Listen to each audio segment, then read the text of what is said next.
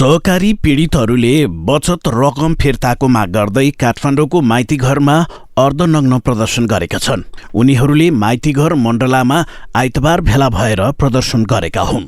अघिल्लो पटक पीडित महिलाहरूले प्रदर्शन गरेका थिए, आज भने पुरुषहरू प्रदर्शनमा उत्रिएका छन्।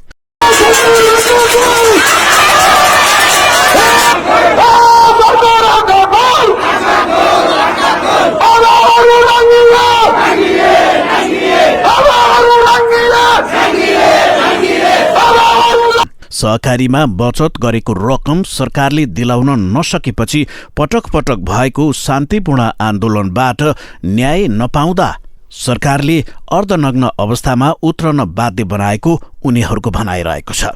उनीहरूले सहकारी संस्थाको सम्पत्ति लिलाम गरेर भए पनि बचत फिर्ता गराइदिन सरकारसँग माग गर्दै आएका छन्।